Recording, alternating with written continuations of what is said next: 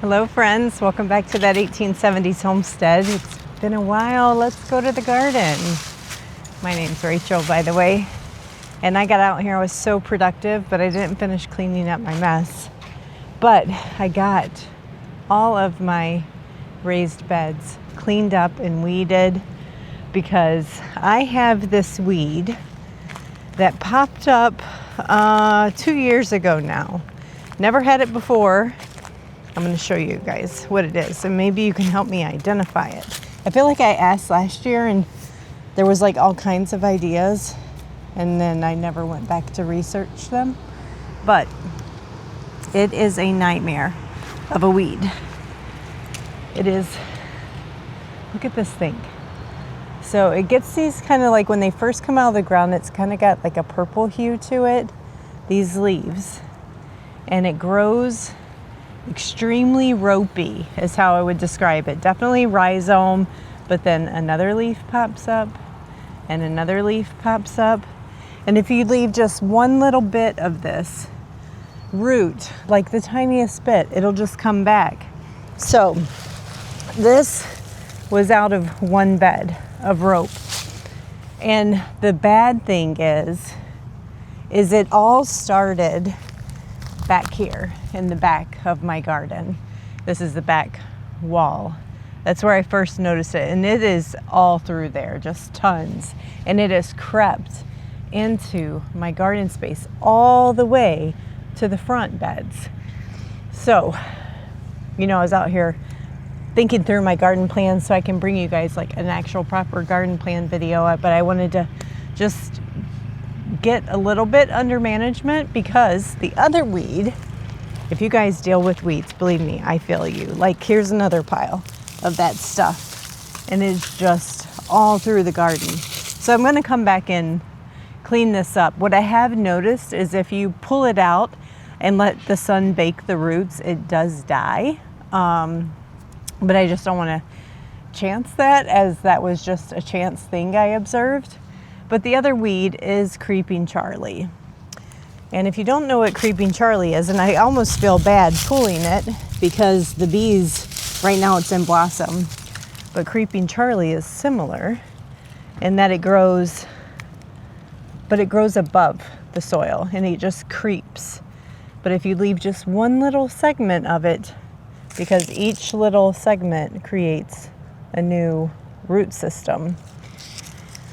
And so this whole bed has been taken over with Creeping Charlie and like half of the back bed. We are doing a tiny experiment. We had a piece of plexiglass and we put it right there to say, will the sun bake and kill Creeping Charlie? We don't know. If you know, let us know.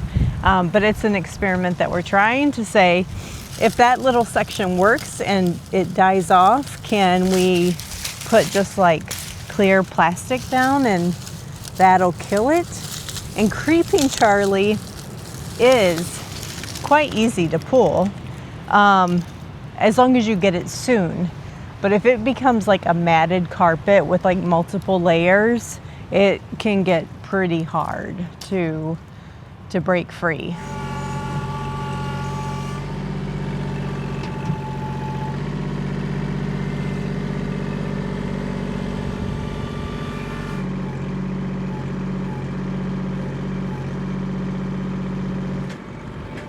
You may be wondering why we ripped out what looks like a perfectly good, healthy peach tree. And the answer is, it's not well.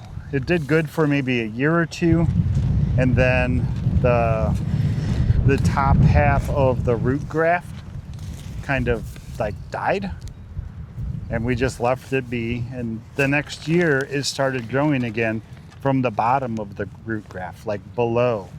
So everything that was growing that you see was not a peach.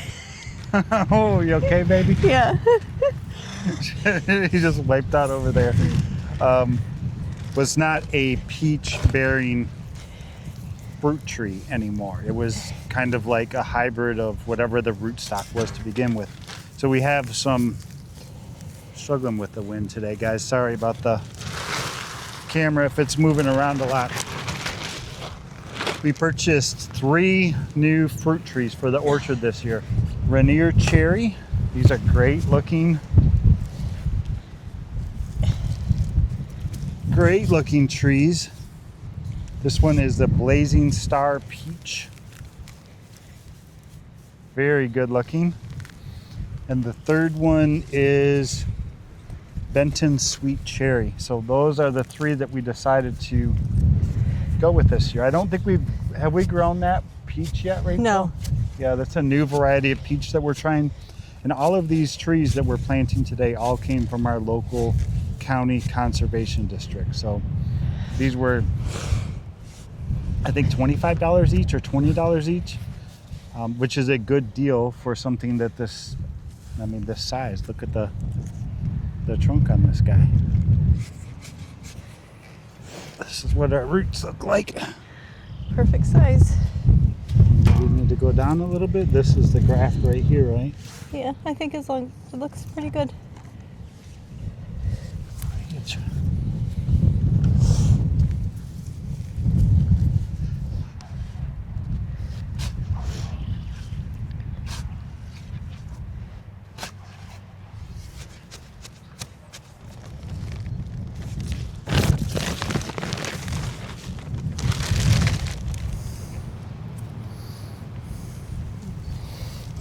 Honey, he's way too low.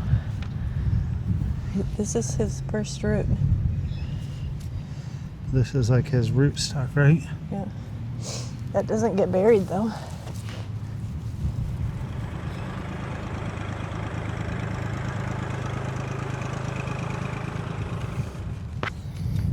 That sand layer down there is so hard. The sand is hard. Like, what do they call it? Hard pan?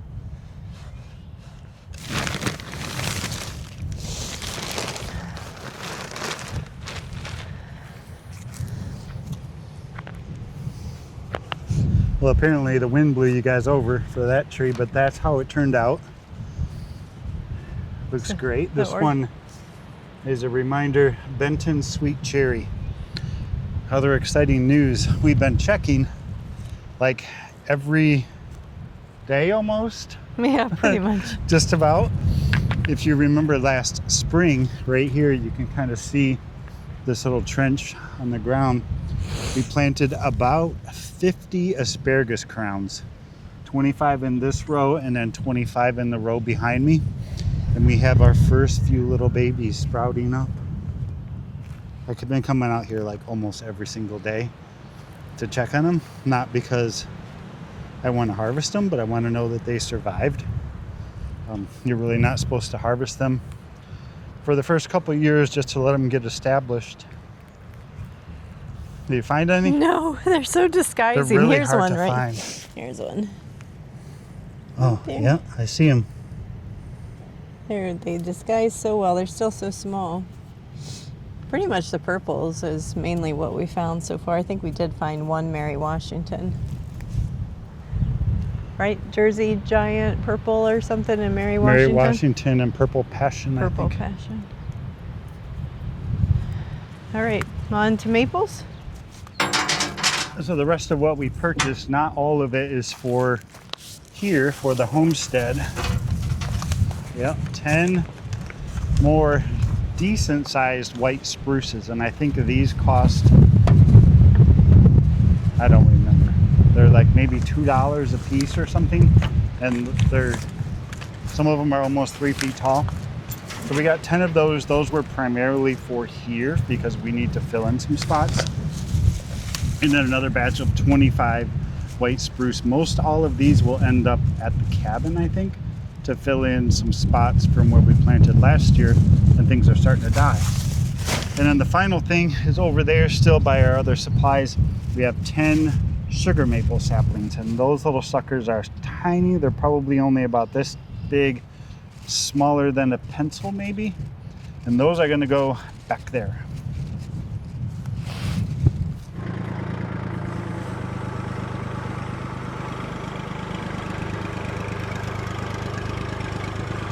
So we've got a whole row of maples here. They're not sugar maples. They're like Autumn Glory and something else.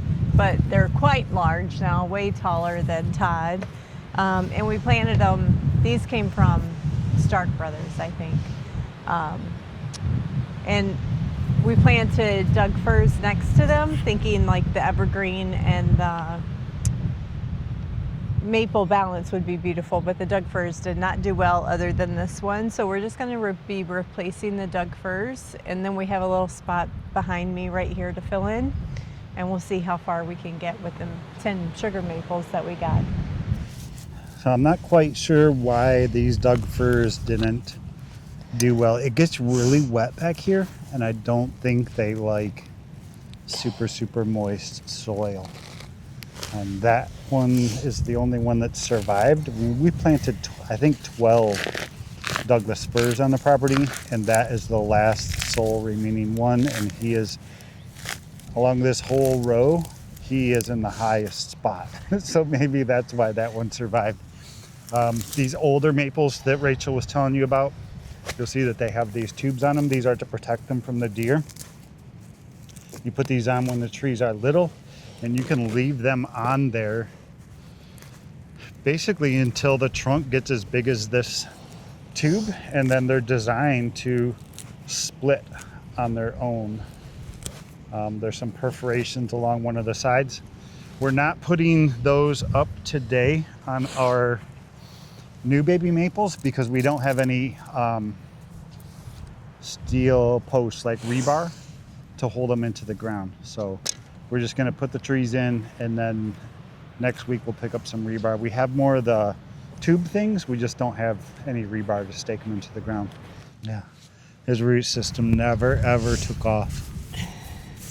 It's as big as it's been, and that thing's been in the ground for 3 years, I think.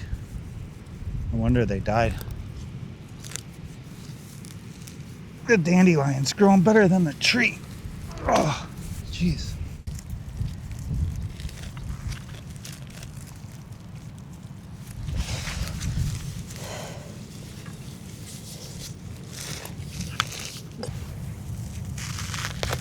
It's got to be here. I can't feel the staples. Oh, I found it. Where did I leave that hammer? Oh. Get out of my way. So back here, the farther we get back on the property, the wetter it gets. This guy, see if I stick the camera in there. This is a little weeping willow that we started from cuttings.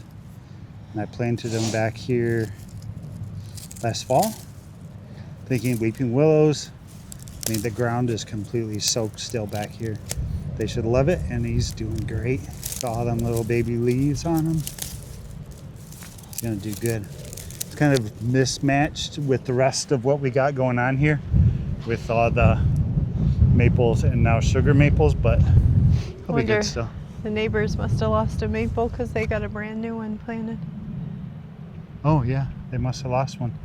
Supposedly the maples like water. Yeah, they do. So look at what's his name, Todd SSL. Remember that sugar bush yeah, he used to harvest from when it was like take the canoe out there to 2 feet deep. Yeah. He'd taken his canoe out into the swamp to harvest maple sap. Yep.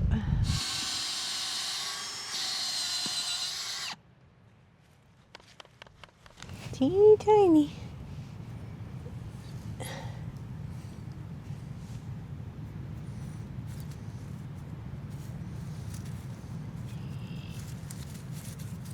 We might have to go get some of that Pro Mix. So, hold them in. I don't think that auger pulled out enough dirt.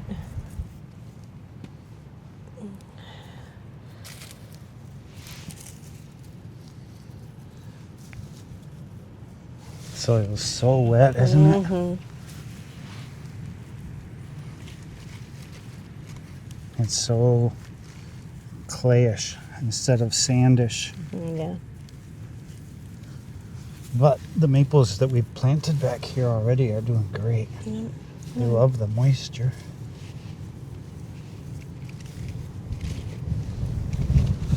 Oh, no, no. Jeez. One of these days we're gonna have to use a real tripod, like normal people.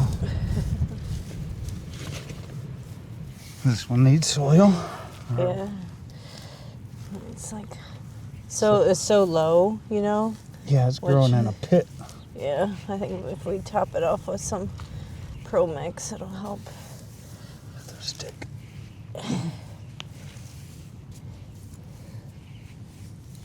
At least until we get the tubes in. Yeah. Have a nice drink. I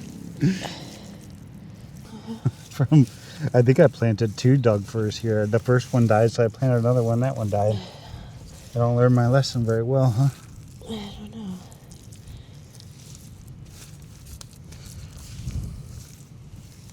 All right. We tried our best. Yeah, we'll put some Pro Mix soil on top to bring this up so it's not a pit. It's as tall as me. It is. So one of our original blueberry plants. Yep, comes up to my nose. Looking great. Awesome. We have so many buds this year. It does not seem like the frost and the freeze has got them yet, which is awesome. But there was approximately, 4 weeks ago, we did a video where we shared with you guys our prioritization and our /goals for 2025 on the homestead. We kind of worked through all the different things we've thought about doing. We used a weighting system. We figured, okay, even though we want to do something, should we do something? And number 1 on our list of things that we should do was blueberry plants. Yes. Am I correct? Do Yes. I remember right? Yes. Good. We've made progress, and we want to show you guys what we've been working on. So this is the row of blueberries that we planted. Most of these have been in the ground for 5 years, 6 years, I think. 1, 2, 3, 4. All 4 of these have died multiple times. So we have replaced, I think, a total of 6 or 7 in this row this year with new plants. We have a map of like all the different varieties that we know of. Like this one right here is Nelson.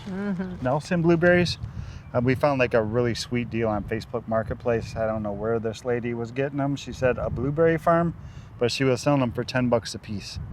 So we took a trip, we bought a whole bunch, we planted a whole bunch, and then we had to go back and get more because over here on this side, you'll see we planted a whole new row, and I believe this row has 24 plants all the way down.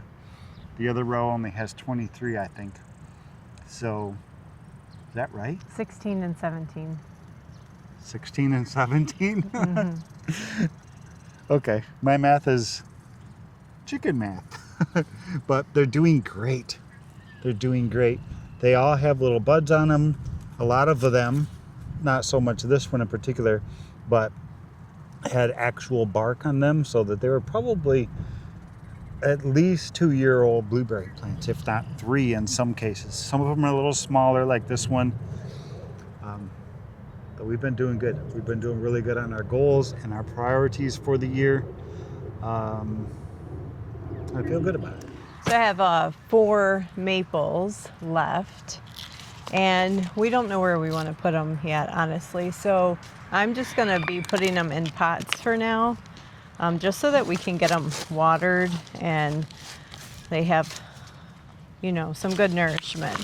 And I'm just putting them directly in Pro Mix for now, and that's going to have to suffice till we decide where they're going to live out their life. So don't feel rushed. I mean, take advantage of the deals, I guess is my point, and then try to make a plan. But if you don't really know, have a backup, you know, like have some pots that you can pot them up in, and maybe you don't even plant them this year and you plant them next year.